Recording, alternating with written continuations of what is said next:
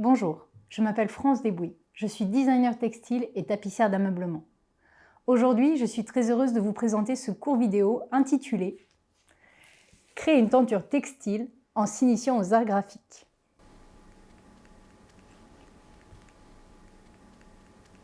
Avant de vous détailler ce que nous allons faire ensemble, je me présente en quelques mots. En 2018, j'ai fondé mon studio Up Up Up, spécialisé dans la création de décors textiles artistiques, uniques et sur mesure. Et ma particularité, c'est que je travaille en faisant de l'upcycling.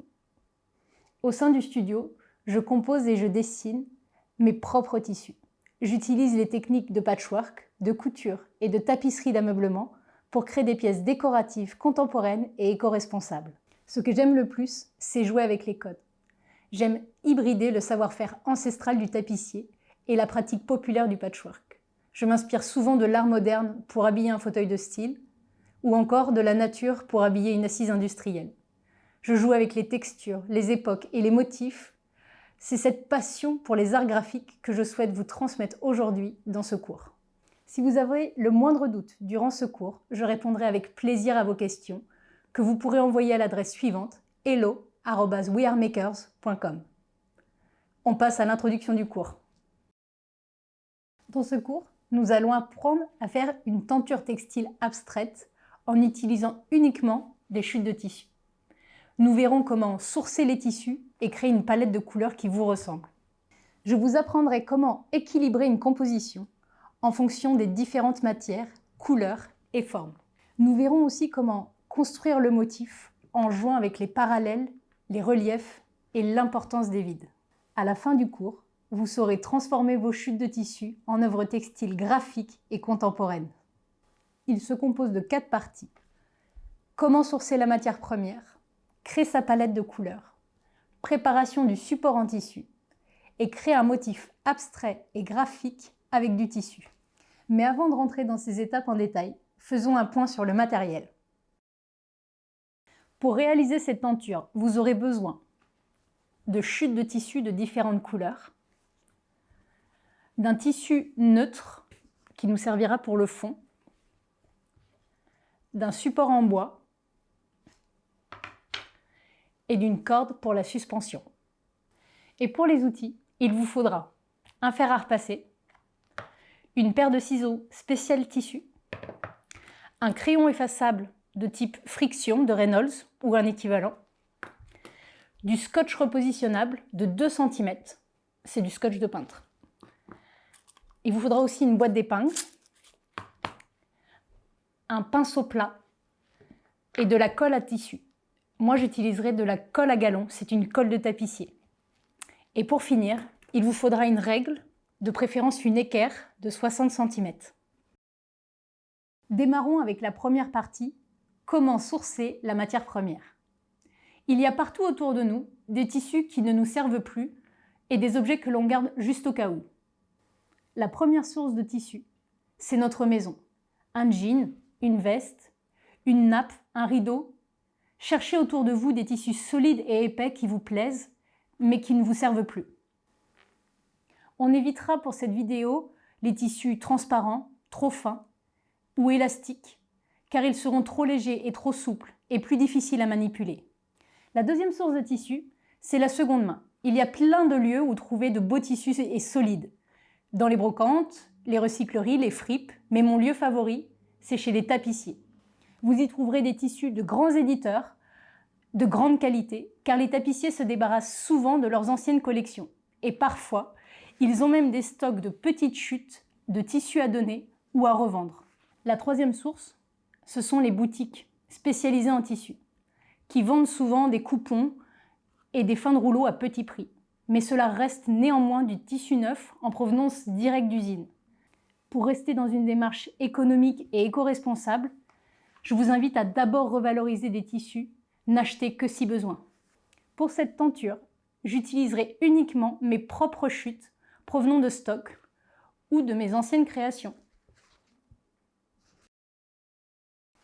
Lors de cette étape, nous aurons besoin uniquement des tissus récoltés. Cette étape est vraiment complémentaire avec la première partie, car lorsque l'on fait de l'upcycling, on doit se contenter de ce qui nous entoure, alors on s'adapte en fonction de ce que l'on trouve.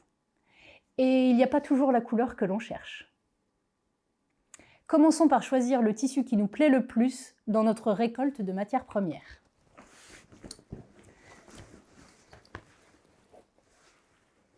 Vous pouvez choisir un tissu qui vous tient particulièrement à cœur. Et moi, je vais commencer avec ce bleu ciel, car c'est celui qui me plaît le plus. Je sélectionne ensuite, parmi les autres tissus, des couleurs et des matières qui s'accordent avec mon premier tissu. Pour m'aider, je libère l'espace. Et ensuite, je viens juxtaposer les couleurs jusqu'à temps de trouver un accord qui me plaise. Et je vais me fier à mon œil, je vais voir comment il réagit. Car à cette étape, il faut faire confiance à son instinct.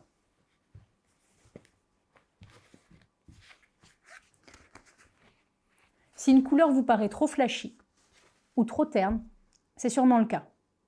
Votre œil ne vous mentira jamais. Faites des accords qui vous plaisent. Un accord qui va me plaire à moi ne vous plairait pas forcément à vous. Il faut que ça vous parle. C'est le plus important. Par exemple, je trouve que ce bleu, il est trop flashy. Il ne va pas avec le bleu ciel. Par contre, ce orange pastel se marie très bien. Ça sera ma couleur secondaire. Petite astuce, si vous n'avez pas d'inspiration ou que vous n'arrivez pas à vous décider, vous pouvez vous servir d'une image, une référence pour vous guider. Il suffit de choisir un tableau ou une image que vous aimez, une photo de vacances, et de trouver dans cette image des couleurs équivalentes dans les tissus que vous avez récoltés. Ensuite, je continue. Voilà, je trouve que ce ocre ne va pas très bien avec mon orange. Donc, j'insiste pas. Ce bleu nuit. Ce bleu nuit est vraiment pas mal. Je le laisse à côté pour le moment et je regarde si une autre couleur se marie avec. Le bleu. Ce bleu canard, il ne va pas avec l'ensemble car ça fait un peu trop de bleu. Le blanc va toujours avec tout. Du coup, je le laisse à côté pour qu'il reste dans mon champ de vision. J'essaye le marron. Et je trouve qu'il prend le dessus sur mon orange, alors que je veux vraiment garder mon orange. Donc, quand une couleur prend le dessus, on l'élimine, on ne la garde pas.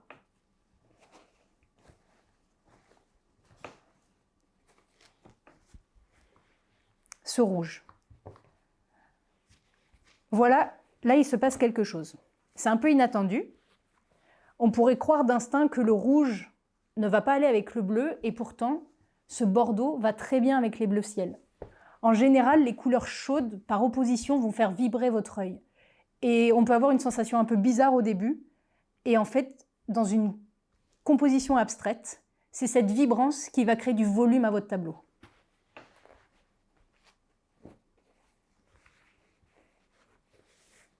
Voilà.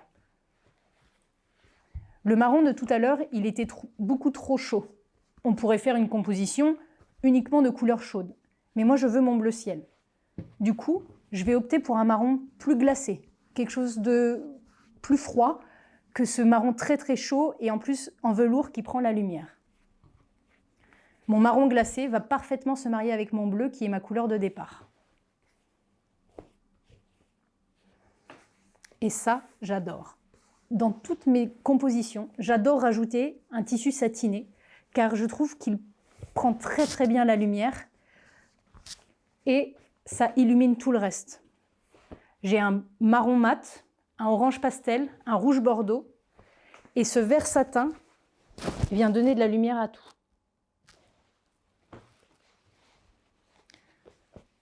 Je pense que j'ai ma composition. Vous avez maintenant vos tissus et votre palette pour construire le motif. Mais avant, il faut préparer le fond qui servira de support. Pour cette étape, nous aurons besoin de presque tout le matériel. Le fer à repasser, la colle, le pinceau, le stylo, les ciseaux, le scotch de 2 cm et le support en bois que nous allons tout de suite mesurer.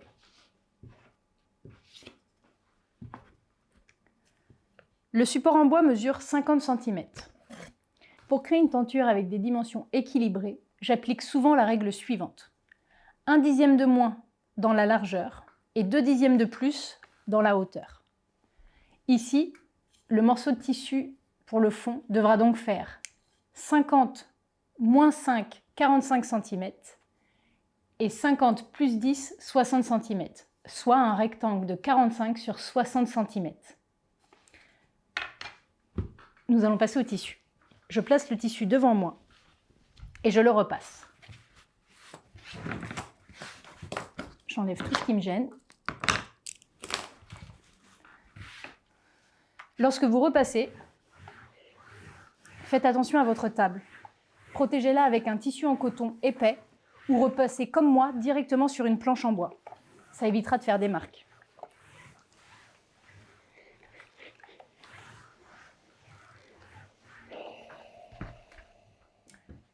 Une fois que votre tissu est repassé, mettez-le bien devant vous. Prenez votre règle et tracez le rectangle de 60 sur 45 cm.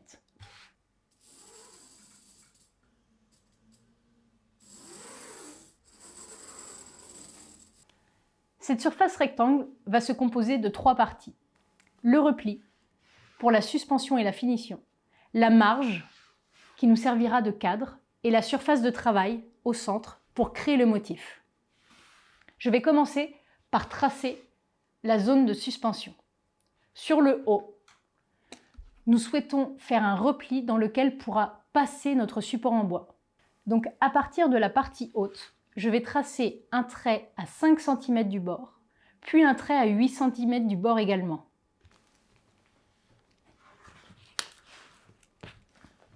Je trace.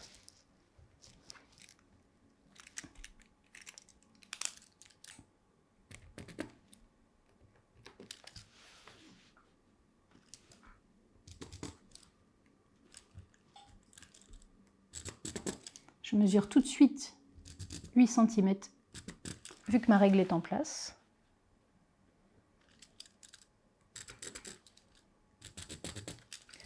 Et ensuite, je trace le trait.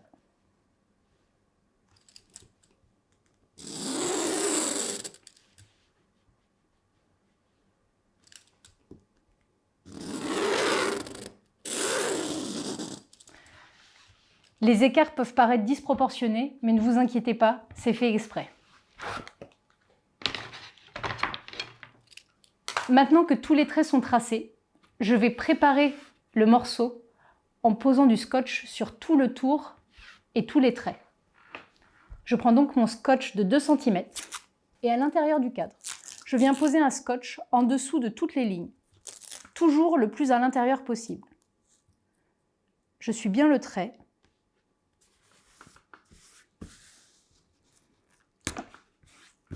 Et je déchire. Encore une fois, je suis bien le trait. Et je déchire. Ensuite, je fais tout le tour. Cette étape va nous permettre de solidifier la zone de travail pour éviter que le tissu bouge et également de protéger le tissu.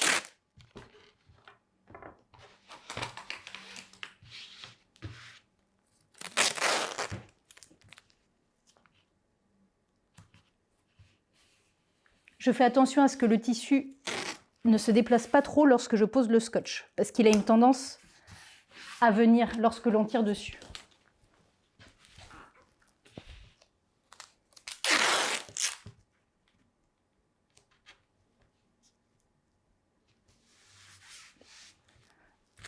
Si votre scotch dépasse un petit peu de la ligne, décollez-le tranquillement et repositionnez-le. Il faut vraiment qu'on soit au ras de la ligne.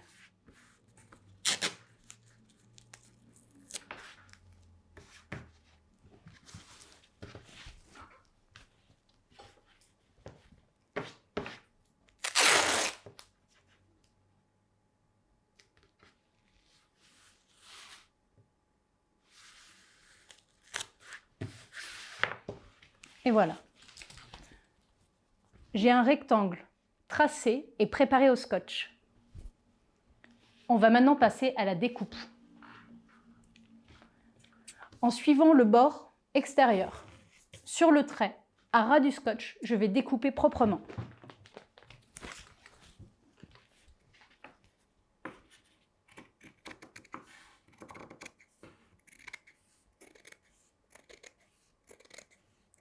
Et je ne coupe surtout pas les lignes à l'intérieur. Elles vont nous servir après. Il ne faut couper que le rectangle.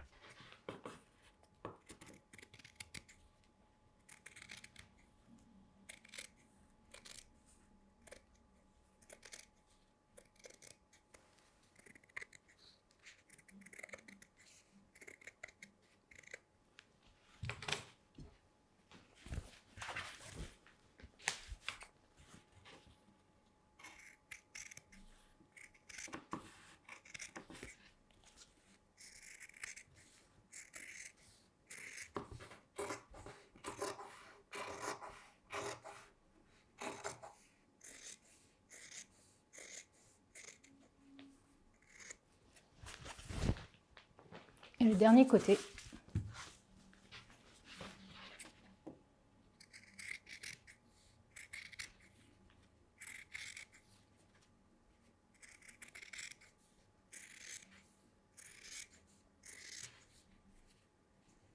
Si vous débordez un petit peu, ce n'est pas très grave. Le plus important, ce sera la ligne intérieure du scotch.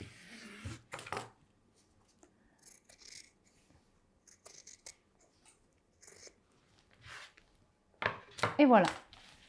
Mon support est fini d'être découpé. Il est prêt à être encollé. Pour l'étape suivante, on retourne le tissu. Les scotch que l'on a mis juste avant vont nous servir de guide et vont également servir à ce que la colle ne traverse pas. Je prends ma colle. La colle textile est une colle blanche acrylique qui s'en va à l'eau tant qu'elle n'a pas séché. Donc il faut faire quand même attention avec les vêtements à ne pas s'en mettre dessus. Sinon, une fois que c'est sec, ça fait des taches. Je commence tout doucement avec ma colle. Pour éviter de vous faire des taches, laissez le pot de colle ou le tube de colle à côté de la main qui tient votre pinceau. Ça évitera de faire de trop longs trajets et de faire tomber des gouttes de colle. Prenez le bord de votre tissu et encollez de l'intérieur vers l'extérieur, sur la largeur du scotch.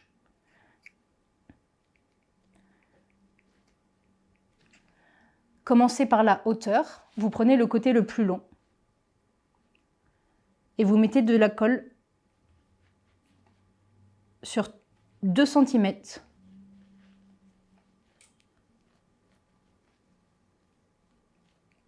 Avec le pinceau. Dès que vous avez de la colle sur les doigts, il suffit de frotter.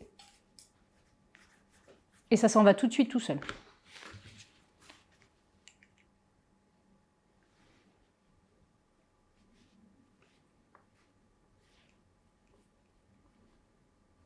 La colle textile est une colle spécifique au tissu. Elle est faite pour ne pas traverser.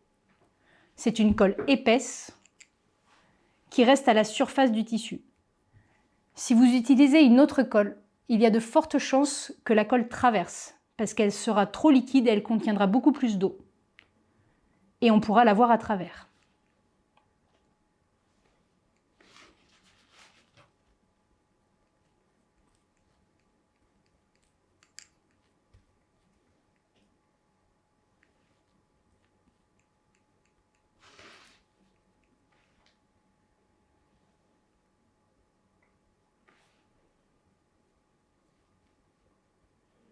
Grâce au scotch qui se situe de l'autre côté, je ne salis pas le tissu. Vous voyez les petites taches de colle que j'ai sur les doigts?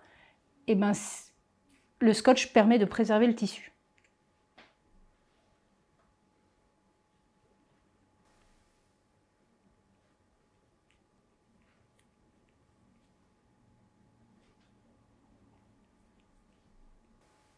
J'étale bien la colle pour éviter de faire des paquets.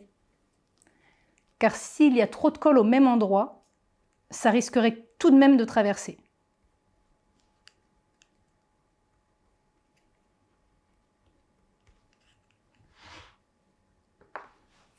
Hop, je nettoie mes mains.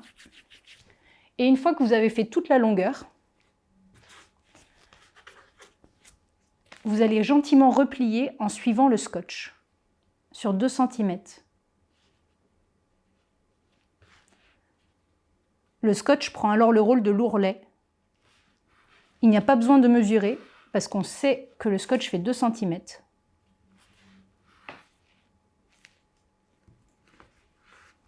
Et on appuie.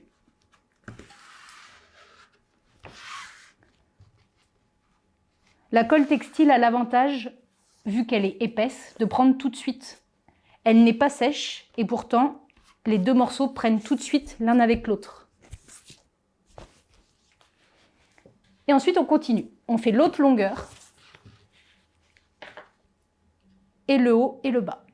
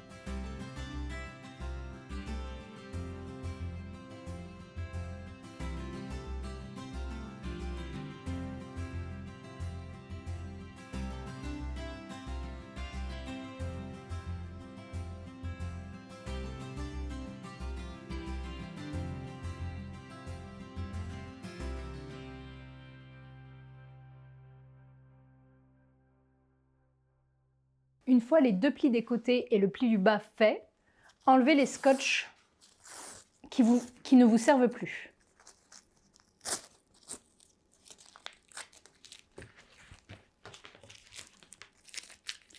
Il faut bien penser à garder les 3 scotch du haut, car ils vont nous servir de guide pour l'encollage. Mettez le haut bien devant vous, décollez légèrement le bout du scotch, mais ne décollez pas entièrement.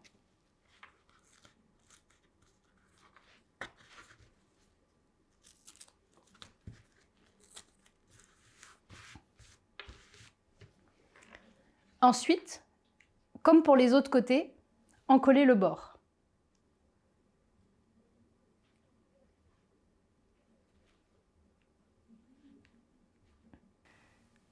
Pour encoller proprement, j'utilise toujours un pinceau.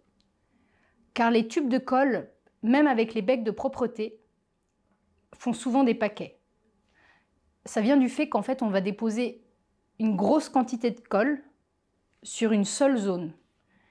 Du coup, il y a beaucoup trop d'humidité au même endroit et la colle a tendance à traverser. Même si vous avez de la colle textile en tube, utilisez un pinceau pour bien étaler et éviter les paquets.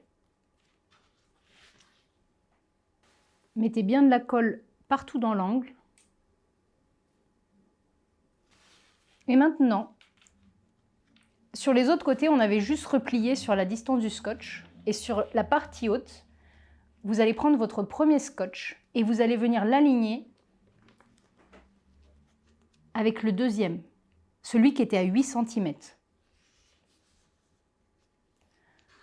Pour vous montrer, une fois que vous avez replié, le bord du haut doit être aligné avec le scotch situé à 8 cm. Et le pli, lui, est fait sur le scotch qui était situé à 5 cm. Vous vous retrouvez avec d'un côté 2 scotch et au dos le scotch qui s'aligne parfaitement avec celui de 8 cm. Une fois le pli terminé, enlevez tous les scotch. Nous n'en avons plus besoin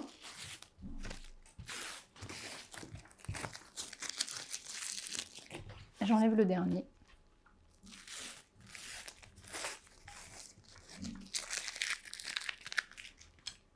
On vérifie que tout est bien collé. Vérifiez également que les bords soient bien propres. Vous voyez, ça ne dépasse pas. Lorsque je colle, je fais en sorte d'avoir une finition impeccable. Vu que c'est une colle qui met du temps à prendre, au besoin, vous pouvez la décoller et la repositionner pour être sûr d'avoir une jolie finition. J'ai enlevé tous les scotch, mes plis sont faits. Je donne un dernier coup de repassage.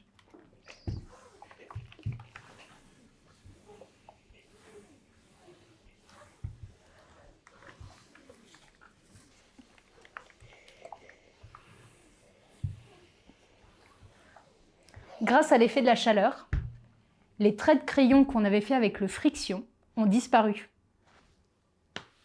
Nous avons maintenant un support propre et prêt à être utilisé pour faire le motif. Nous arrivons maintenant à la quatrième étape, créer un motif abstrait et graphique avec du tissu.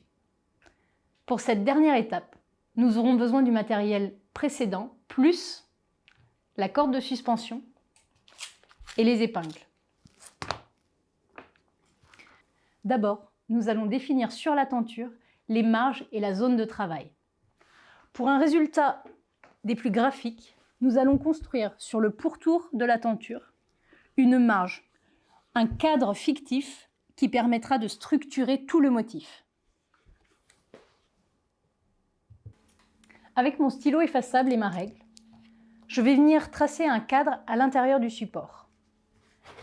Je vais me situer à 3 cm du bord des côtés et à 5 cm du bas et du haut.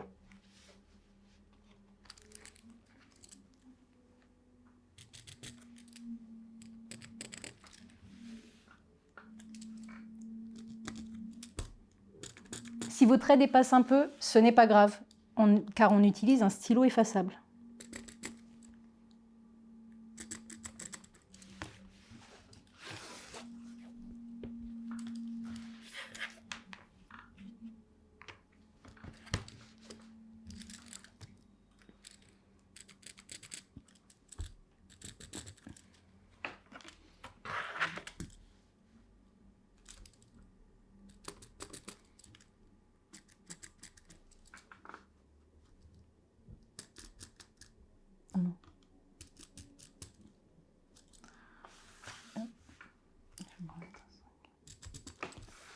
Ensuite, je trace les grandes lignes.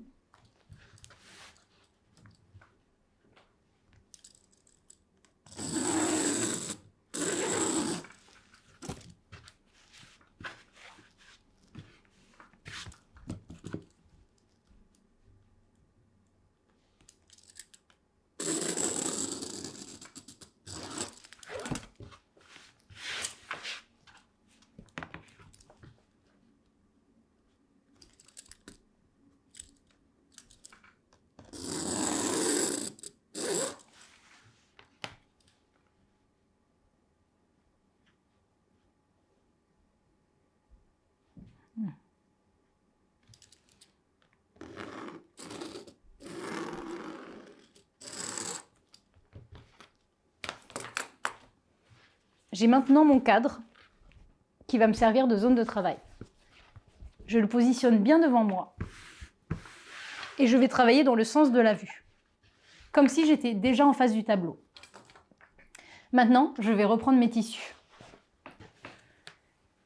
Je vais prendre mon tissu de base et dans les chutes que j'ai, je vais trouver la forme qui m'intéresse le plus. Ça, c'est une grande chute. Mais ce morceau-là est intéressant. Il a un angle droit. Avec sa forme d'origine, je peux me caler parfaitement dans le cadre, ce qui va donner beaucoup de structure à toute la composition. Je prends ensuite la couleur secondaire et je regarde également dans les chutes. Il y a des gros morceaux. C'est un moment de recherche et de tâtonnement. Il faudra essayer plein de combinaisons différentes avec différents morceaux. Un peu trop imposant. Je regarde un autre. Est-ce que la forme est complémentaire à celle-ci? Je positionne les couleurs et les morceaux de tissu à tâtons, soit à côté, soit en superposition. Le but, c'est de trouver un motif qui nous plaît. Non, ça ne me plaît pas. Et le dernier morceau. Ah! Sur ce morceau également, il y a un angle droit. Et je vais venir le placer en opposition à mon bleu ciel.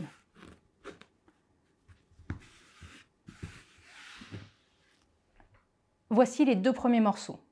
J'ai placé le tissu de départ, ma couleur préférée, et la couleur secondaire, qui est la couleur qui est souvent en opposition avec la première, mais qui va permettre de créer du rythme et une vibration dans l'œil. Les deux couleurs principales occupent les deux angles opposés. C'est ce qui va donner tout le cadre du motif. Une fois les deux premiers tissus posés, je prends les autres couleurs et je viens créer dans mes chutes des formes adaptées qui vont pouvoir épouser tout l'espace vide qui reste. Le but ici, c'est de trouver des formes complémentaires, tout en laissant de l'espace vide. Car ce que l'on cherche, c'est de la respiration. De la respiration, c'est-à-dire un endroit où l'œil n'a pas à chercher d'informations. C'est un endroit où l'œil peut se reposer. J'essaie de trouver une forme intéressante.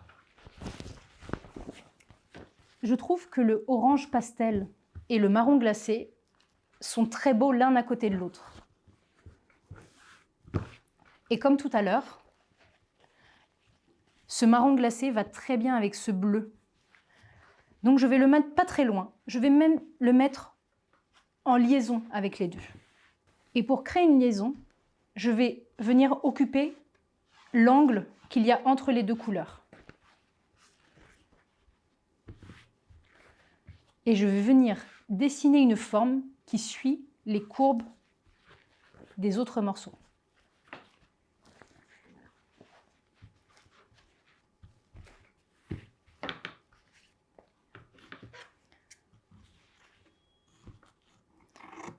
Je prends mon ciseau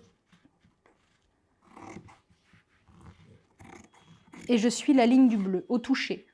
On peut voir le tissu du dessous apparaître par épaisseur.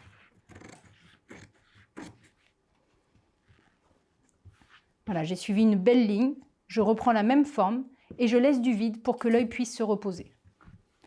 Je fais pareil avec le orange, je repère où il est et ensuite je suis la ligne.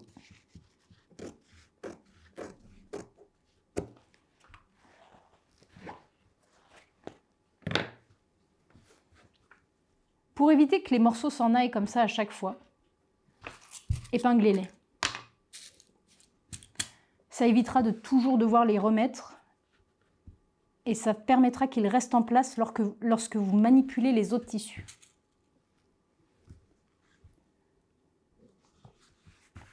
Une épingle ou deux suffisent.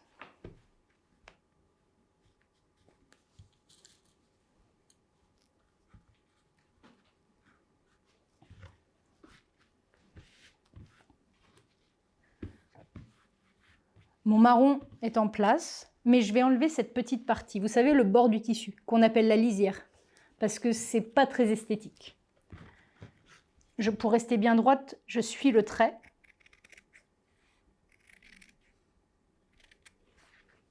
Et j'enlève ce petit bout qui nous gêne. Le but maintenant, ça va être de venir équilibrer les espaces. Là, on a bien suivi l'espace avec le bleu. Mais pour créer de l'équilibre, il faudra que j'ai le même espace entre le orange et le marron. Du coup, j'utilise encore le ciseau. La pointe est à une bonne distance et je vais améliorer la forme.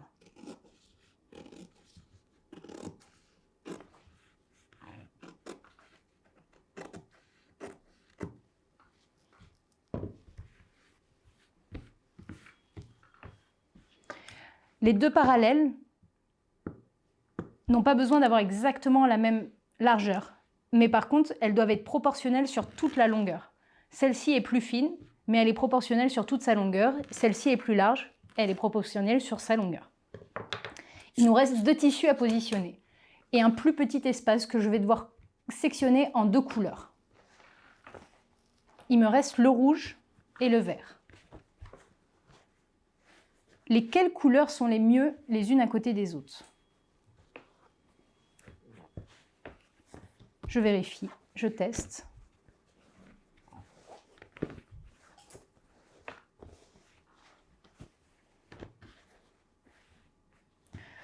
Je trouve que le rouge et le bleu vont très bien ensemble, mais lorsqu'ils sont un peu éloignés. Donc je vais plutôt positionner le rouge en haut. Lorsqu'on utilise des chutes de tissu, il y a toujours des formes intéressantes. Vous pouvez vous en servir comme base de travail pour créer une forme.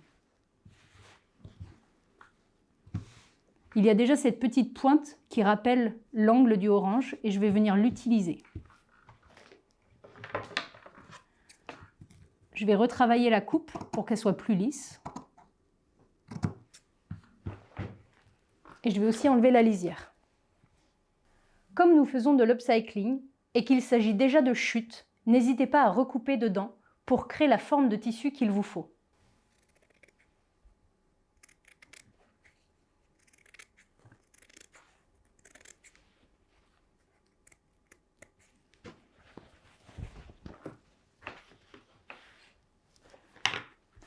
Je remets le tissu et là je vais découper en suivant la ligne du cadre. Il suffit juste de retourner son tissu et de mettre son ciseau en alignement avec le trait. Le rouge étant une couleur puissante, j'ai pas envie de trop en mettre. Les couleurs chaudes prennent souvent le dessus. C'est celles qui vont attirer le plus l'œil dans une composition qui comprend également des couleurs froides. Donc je vais rester sur une petite touche pour pas que le rouge prenne le dessus sur le orange et le marron, ni le bleu.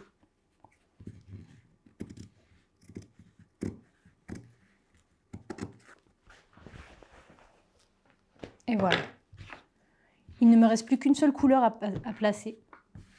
Je vais juste équilibrer l'espace entre le orange et le rouge et refaire cette jolie courbe.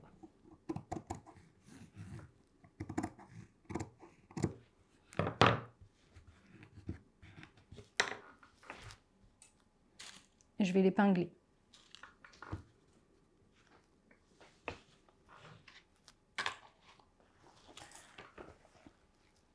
Ah tiens, il y a déjà une forme de verre.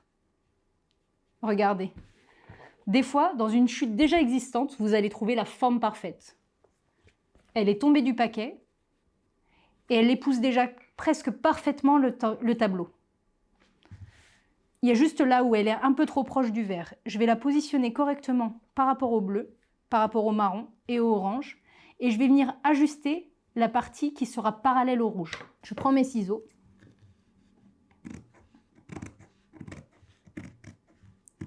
Et je fais une jolie parallèle en courbe.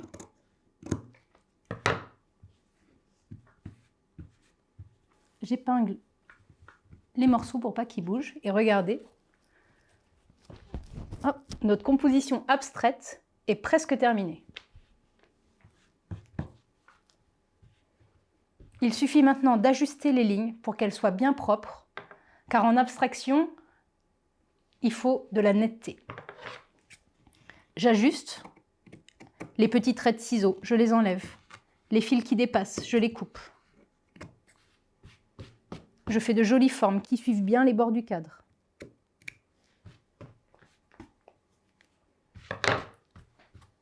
Ça va faire plein de peluches, mais vous inquiétez pas, on va tout enlever. Tous mes morceaux sont propres et bien découpés. Le motif est prêt à être encollé. Je prends mon premier morceau, je le retourne. Je décale légèrement ma tenture pour ne pas la salir. Et je vais venir encoller toute la surface du tissu, et en particulier les angles, pour être sûr que le tissu ne s'effiloche pas.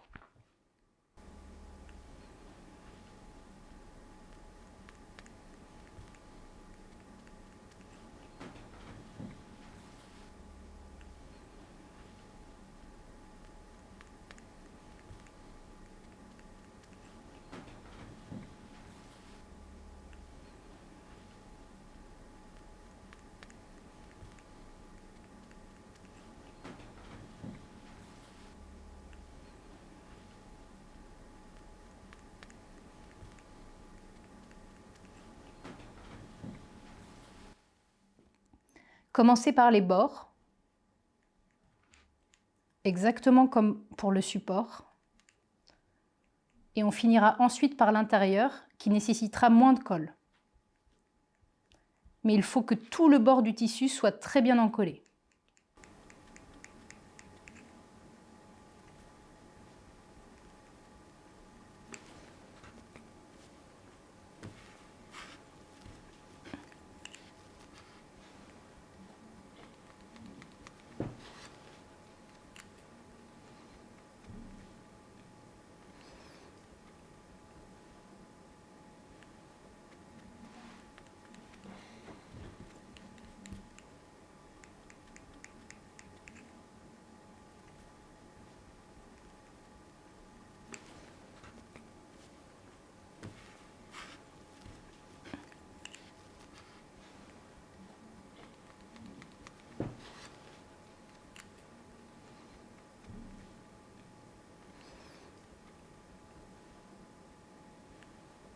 Une fois que vous avez fini tout le tour, mettez de la colle à l'intérieur, plus grossièrement, car le tissu sera tendu grâce aux extérieurs.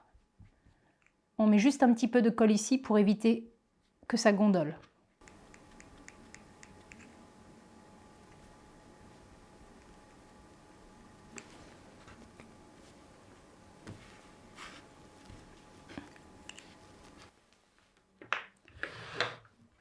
Une fois que le morceau est encollé, on le prend, on récupère la tenture. Grâce aux épingles, les autres morceaux n'ont pas bougé.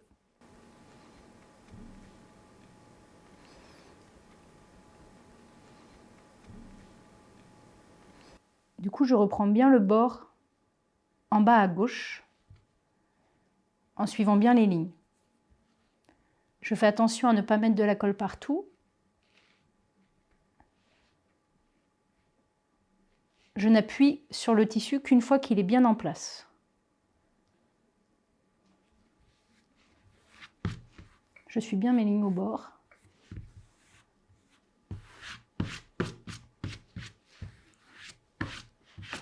Le premier morceau est collé. Je vais maintenant coller les 4 autres morceaux.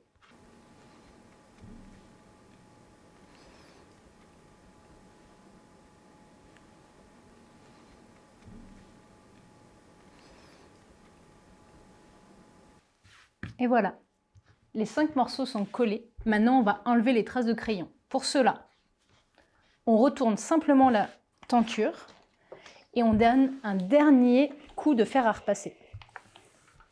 Ça va finir de marquer les plis et ça va enlever toutes les traces de crayon.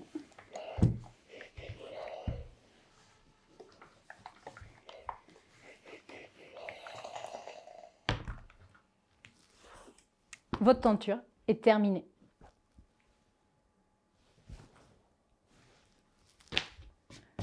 J'enlève les derniers petits fils. C'est normal, ils sont apparus avec les petits coups de pinceau.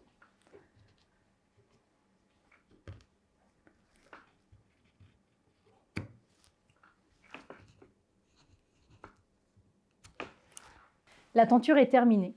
Il vous suffit maintenant d'enfiler le bout de bois à l'intérieur. En attention à ne pas décoller de l'autre côté. Et vous avez votre suspension que vous pouvez venir fixer avec une corde.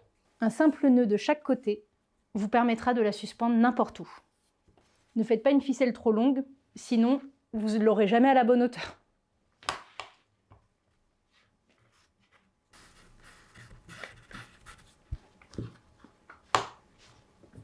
Et je coupe ce qu'il y a en trop.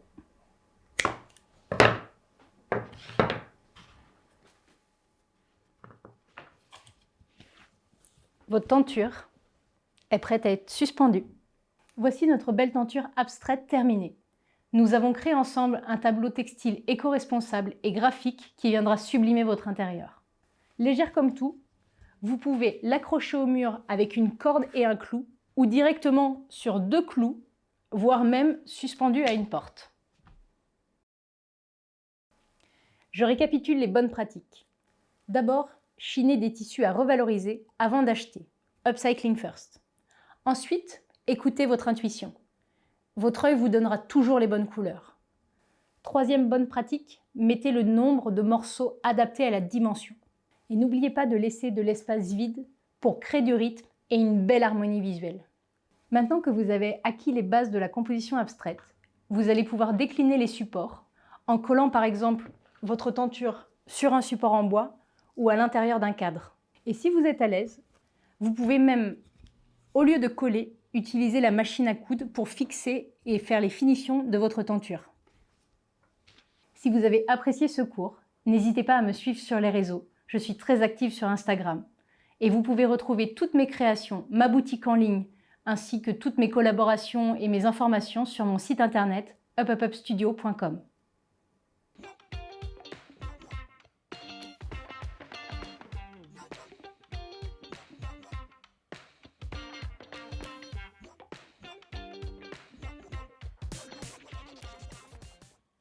Je serai ravie de répondre à vos questions, que vous pouvez m'envoyer à l'adresse hello@wearemakers.com. Je vous invite également à découvrir 2 autres cours proposés sur We Are Makers. Celui de Marine Derrien, qui vous propose d'apprendre et fabriquer à électrifier un luminaire créé à partir de vaisselle chinée. Dans ce cours, je vous propose de réaliser une lampe de A à Z, en construisant sa structure, puis en l'électrifiant complètement.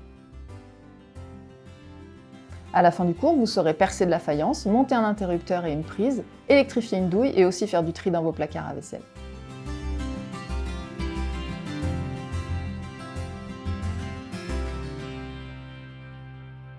Ou encore celui de Anne-Claire Servant, qui vous propose d'apprendre à modeler un cache-pot fleuri sans tour ni four. Passons à l'introduction du cours. Nous allons créer ensemble un cache-pot fleuri avec les techniques de modelage et à la plaque de céramique sans tour ni four. Dans ce cours, nous verrons la création du corps du cache-pot, le modelage du décor fleuri et ensuite la mise en patine.